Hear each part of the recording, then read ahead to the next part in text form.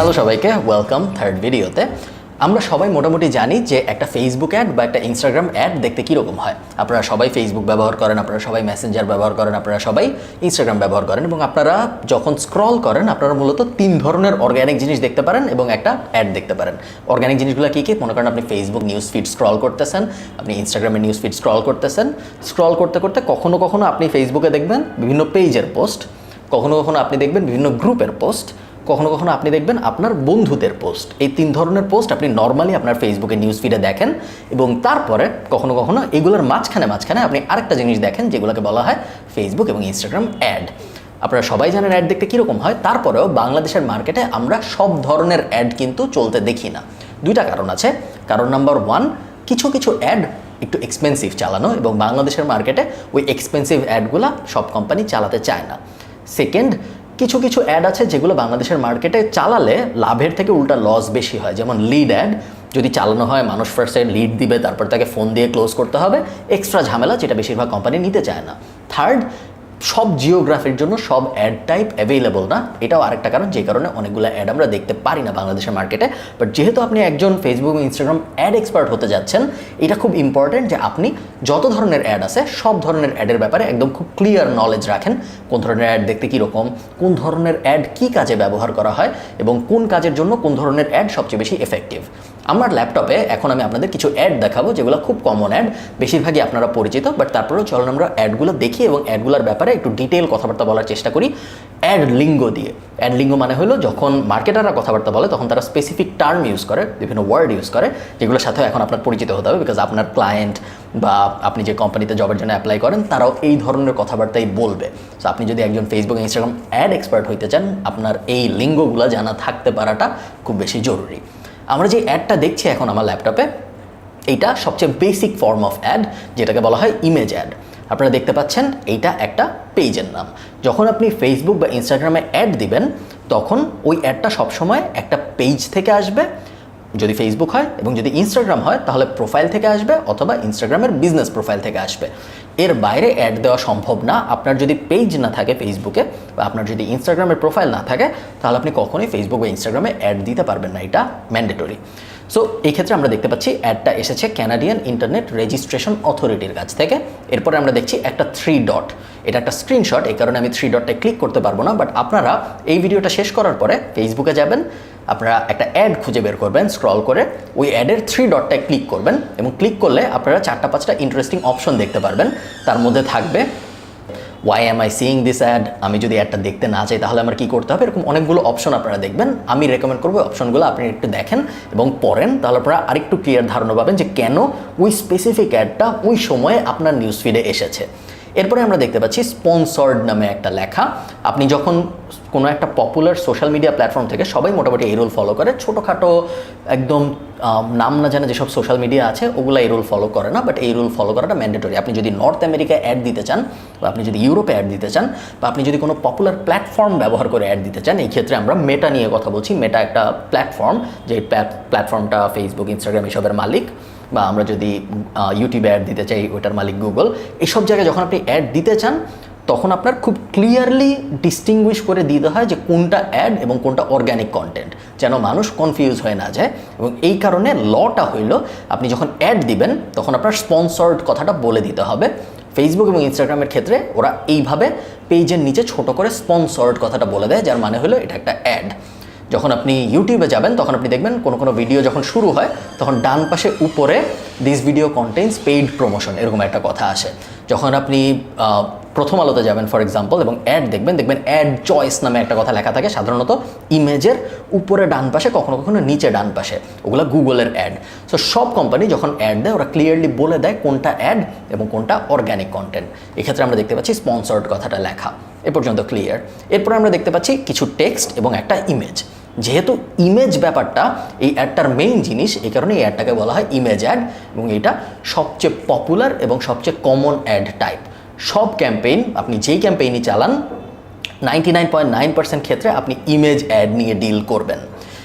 এই যে ইমেজটা এবং উপরে যে এই টেক্সটটা, এই দুইটাকে মিলায় যে ব্যাপারটা হচ্ছে এটাকে আমরা মার্কেটিংয়ের ভাষায় বলি কপি।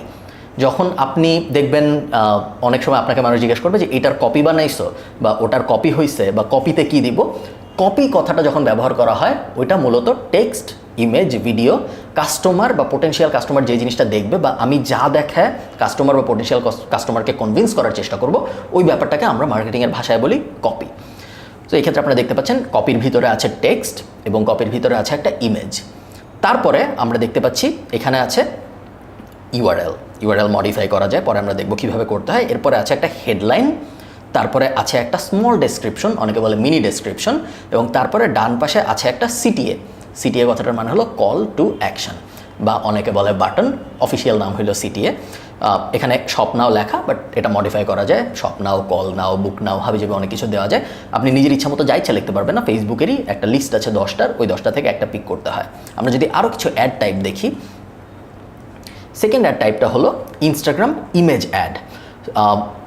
ভেরি সিমিলার ফার্স্টের যে অ্যাডটা আমরা দেখেছি ওইটার মতো ইনস্টাগ্রাম ইমেজ অ্যাডে আপনারা দেখতে পাচ্ছেন যে একটা ইনস্টাগ্রাম প্রোফাইল থেকে এসেছে স্পন্সর্ড লেখা, এরপরে একটা বড় কপি মানে হলো টেক্সট প্লাস ইমেজ, এবং তারপরে আমরা দেখতে পাচ্ছি ইউআরএল, হেডলাইন এবং তারপরে সিটিএ। এখানে আমরা আরেকটা ইমেজ অ্যাড দেখতে পাচ্ছি, খুব ছোট্ট একটা কপি, টেক্সট এবং তারপরে ইমেজ, এই দুইটা মিলায় কপি। তারপরে আমরা দেখতে পাচ্ছি হেডলাইন, তারপরে আমরা দেখতে পাচ্ছি বাটন, গেল। এরপরে আমরা দেখব ভিডিও অ্যাড। এগেইন আমি যদি ইমেজের পরে সেকেন্ড মোস্ট পপুলার অ্যাড টাইপের কথা বলি, ওইটা হবে ভিডিও অ্যাড। ভিডিও অ্যাড খুব বেশি পপুলার, খুবই ভালো পারফর্ম করে বাংলাদেশের মার্কেটে। আপনি যদি বাংলাদেশে কোনো কোম্পানির জন্য কাজ করেন বা আপনি যদি বাংলাদেশে নিজের কোনো কোম্পানির জন্য কাজ করেন, ভিডিও অ্যাড আইডিয়াল এই মুহূর্তে। এবং যেহেতু মোটামুটি সব কোম্পানি ভিডিও কনজামশনের দিকে পুশ করছে, ভিডিও অ্যাড নিয়ে আপনি যে কাজ করবেন এই ব্যাপারে আমি একদম গ্যারান্টি দিয়ে বলতে পারি যে আপনি করবেনই ভিডিও নিয়ে কাজ। ভিডিও অ্যাডের কনসেপ্টটাও সেম, পেজের নাম, স্পন্সর্ড, টেক্সট, তারপরে ভিডিও ইমেজের জায়গায়, তারপর আমরা দেখতে পাচ্ছি হেডলাইন, স্মল ডেসক্রিপশন, ইউআরএল এবং তারপরে সিটিএ। পরের অ্যাডটা যদি আমরা দেখি, পরের অ্যাডটা হলো একটা পোল অ্যাড, এবং এই অ্যাডটা সম্ভবত আপনারা দেখেন নাই আগে কখনো, কারণ বাংলাদেশের মার্কেটে আমরা পোল অ্যাড চলতে অত দেখি না। কেন দেখি না? তার কারণ হলো বেশিরভাগ বাংলাদেশি মার্কেটার ইমিডিয়েট রিটার্ন খোঁজে এবং লেয়ার্ড মার্কেটিং ব্যাপারটা অত ভালোভাবে বুঝে না, এবং উইচ ইজ আনফর্চুনেট, বাট এটা হয়। লেয়ার মার্কেটিং নিয়ে আমরা যখন এই কোর্সের শেষের দিকে স্ট্র্যাটেজি নিয়ে ভিডিওগুলো করব, তখন লেয়ার মার্কেটিং নিয়ে আমরা অনেক কথাবার্তা বলবো, স্ট্র্যাটেজি কীভাবে সাজাতে একটা মার্কেটিংয়ের ক্যাম্পেইনের। এমন তো না যে আপনি ফেসবুকে গেলেন র্যান্ডমলি একটা জিনিস বুস্ট করে ফেললেন বা একটা অ্যাড চালায় ফেললেন, ওইভাবে তো আসলে মার্কেটিং হয় না। আমরা অনেক গুছায় ব্যাপারটা করব, ক্লিয়ার গোল থাকবে যে আমরা কী করতে চাই, কী হইলে কী হবে, কী না হইলে কী হবে না। তো পোল অ্যাডটা আপনি যদি অ্যাডটা একটু দেখেন, ইমেজ অ্যাডের মতোই কিন্তু অনেকটা। আমরা উপরে দেখতে পাচ্ছি পেজের নাম, এরপর স্পন্সর্ড কথাটা লেখা, এরপরে একটা ছোট টেক্সট, তারপরে একটা ইমেজ। এই পর্যন্ত কিন্তু ইমেজ অ্যাডের মতোই, কিন্তু তারপরে নিচে যদি আমরা যাই, আমরা দেখতে পাচ্ছি ইউআরএল আছে, ইমেজ অ্যাডেও ইউআরএল থাকে, বাট কোনো হেডলাইন নাই, কোনো কল টু অ্যাকশন নাই এবং কোনো স্মল ডেসক্রিপশনও নাই। তার বদলে আমরা দেখতে পাচ্ছি একটা পোলে লেখা which do you prefer, tomatoes, avocados. এখন ইমিডিয়েট আপনি যদি শর্ট সাইটেড হন, আপনি যদি লং টার্মে চিন্তা করতে না পারেন, যেটা খুবই ইম্পর্ট্যান্ট একটা স্কিল মার্কেটারদের জন্য, ওটা যদি আপনি করতে না পারেন, সেই ক্ষেত্রে আপনি জিজ্ঞেস করবেনই এটা যে আমি এখানে তো একটা সিটিএ যদি বসাই, আমি যদি এখানে একটা হেডলাইন বসাই, আমি যদি মানুষকে একটা ওয়েবসাইটে পাঠাই বা মেসেজ পাঠাইতে বলি আমাকে, তাহলে আমার কনভার্সন বেশি হওয়ার কথা। কিন্তু এখানে একটা ক্যাচ আছে। ক্যাচটা হইলো, দেখেন এই অ্যাডটা যখন আপনি চালাবেন, এই অ্যাডে মানুষ যত রেসপন্স করবে, মানে মানুষ যত, এখানে এই অ্যাডটায় রেসপন্স করা বলতে আমরা আসলে কী বোঝাচ্ছি? এই অ্যাডে রেসপন্স করা বলতে আমরা বোঝাচ্ছি মানুষ পার্টিসিপেট করবে পোলে। সে বলবে হয় আমার টমেটো পছন্দ বা আমার অ্যাভোকাডো পছন্দ। সে পার্টিসিপেট করতেছে বা সে ইন্টারঅ্যাক্ট করতেছে বা সে এনগেজ করতেছে। সোশ্যাল মিডিয়ার ভাষায় এটাকে আমরা বলি এনগেজমেন্ট, এবং এনগেজমেন্ট খুব জরুরি একটা জিনিস।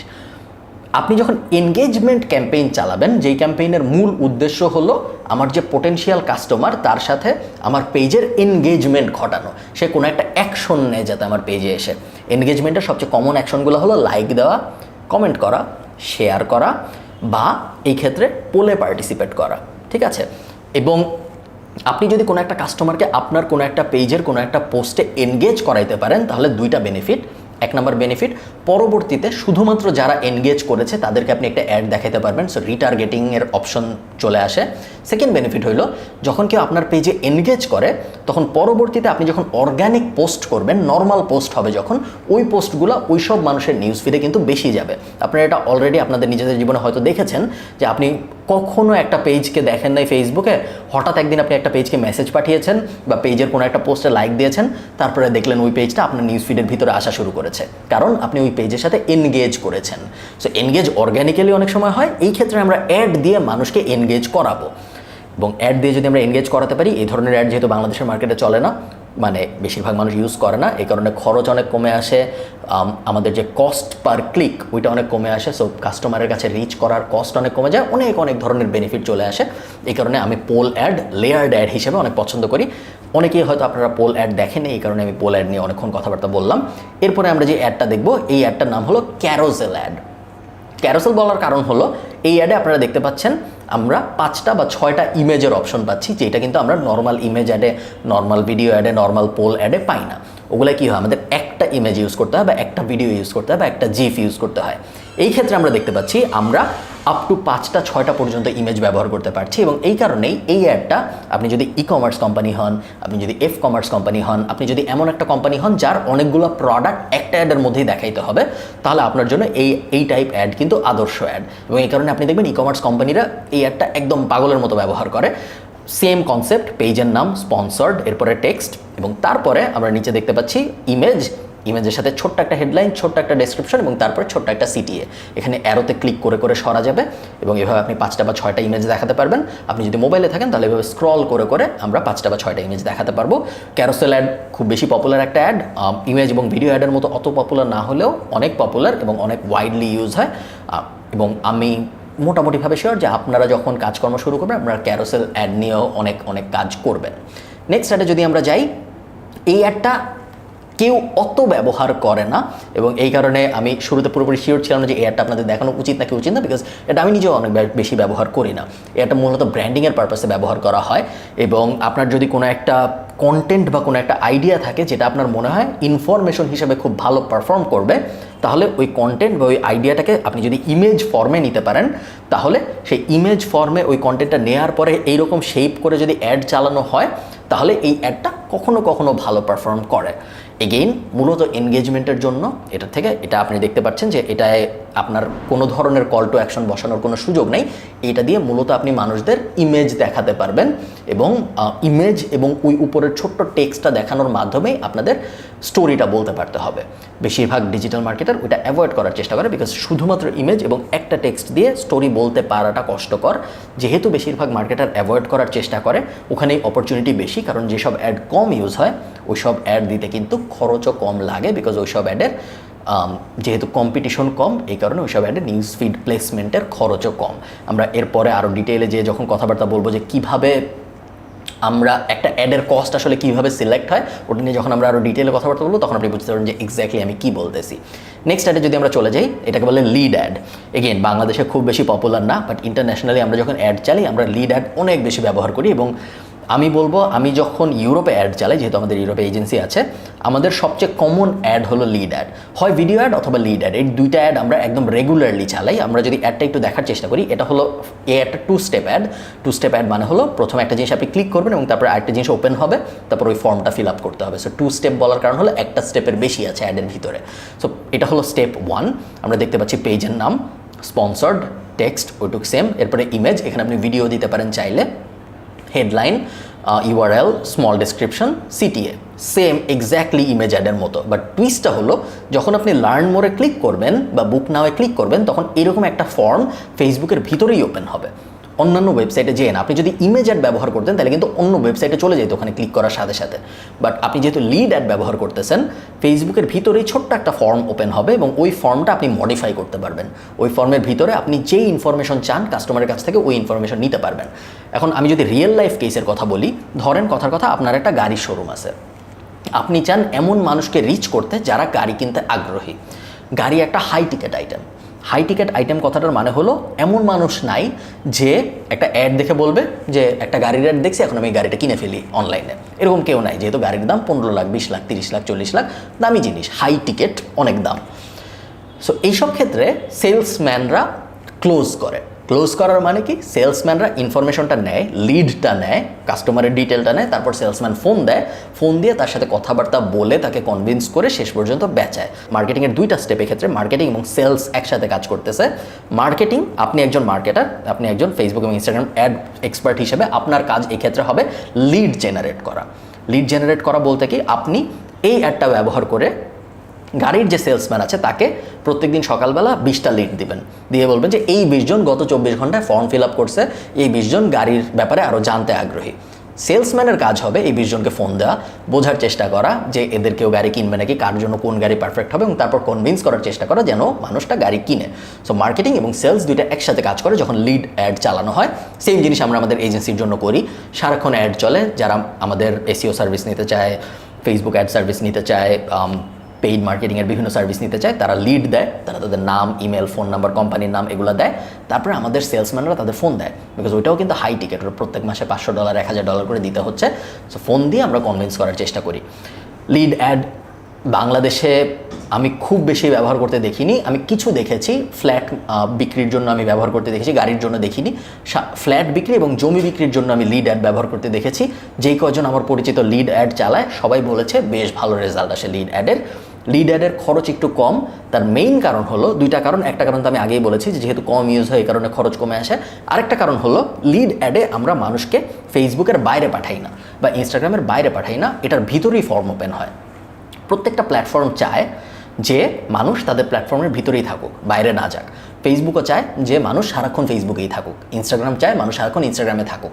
সো আপনি যখন এমন কোনো একটা অ্যাড চালাবেন যেই অ্যাডে মানুষ জাস্ট একটা ছোট্ট ফর্ম ওপেন হচ্ছে, ফিল আপ করতেছে, নেক্সট স্টেপ দিচ্ছে, ডান লিখতেছে, আবার সে ফেসবুকেই আছে, তার অন্য কোথাও চলে যেতে হচ্ছে না, এই প্ল্যাটফর্মগুলো এই ব্যাপারটাকে ইনসেন্টিভাইজ করে। প্ল্যাটফর্মগুলোও চায় আমরা এই ধরনের অ্যাড দিই যাতে মানুষের চলে যেতে না হয় অন্য কোথাও, কারণ এখানে থাকলেই তো সে আরও স্ক্রল করবে। এই কারণে লিড অ্যাড সাধারণত একটু কম এক্সপেন্সিভ হয়। এই ব্যাপারটা একটু মাথায় রাখবেন, কারণ সামনে আপনার এই ব্যাপারটা লাগতে পারে। নেক্সট যে অ্যাডটা আমরা দেখছি, এই অ্যাডটার নাম হলো মেসেঞ্জার অ্যাড। খুব বেসিক, এটা নিয়ে খুব বেশি কিছু বলার নাই। আপনারা যখন ফেসবুক মেসেঞ্জার চালান, বা আপনারা সাধারণত ফেসবুক মেসেঞ্জারে আমরা এটা দেখি, আমরা ইনস্টাগ্রাম ডিএম অ্যাটমসফিয়ারের মধ্যে এটা দেখি না। আপনাদের বন্ধুদের সাথে আপনারা চ্যাট করছেন, মাঝখানে হঠাৎ করে আপনি দেখবেন এরকম একটা অ্যাড, পাশে লেখা থাকে অ্যাড, স্পন্সর্ড লেখা থাকে না এই ক্ষেত্রে, ছোট্ট একটা ইমেজ থাকে, ছোট্ট একটা ভিউ মোড লেখা থাকে যেটা একটা কল টু অ্যাকশন বা সিটিএ, এবং ছোট্ট একটা ডিসক্রিপশন থাকে। ডিজিটাল মার্কেটার হিসেবে এই ক্ষেত্রে আপনার মুনশিয়ানাটা দেখাইতে হবে যে এখানে আমার জায়গা নাই খুব বেশি কিছু বলার। আমি যদি এইখানে কিছু একটা বলে মানুষকে কনভিন্স করতে চাই, আমার খুব ছোট কিছু বলতে পারতে হবে, কারণ যদি আমি কনভিন্স করতে না পারি তাহলে তো আমার অ্যাড দেওয়ার কোনো মানে নেই, তাই না? তাহলে আমার এই প্লেসমেন্টটা লস হইলো, আমি ফেসবুকে টাকা দিলাম, আমার কোনো লাভ হইলো না। সো এই কারণে বেশিরভাগ ডিজিটাল মার্কেটার মেসেঞ্জার অ্যাড খুব কেয়ারফুলি ডিল করে, কারণ আপনি দেখতে পাচ্ছেন এই স্ক্রিনশটটা থেকে আমি জাস্ট 6-7টা ওয়ার্ড এবং একটা ছোট্ট ইমেজ ব্যবহার করতে পারবো, আর কিছুই করতে পারবো না।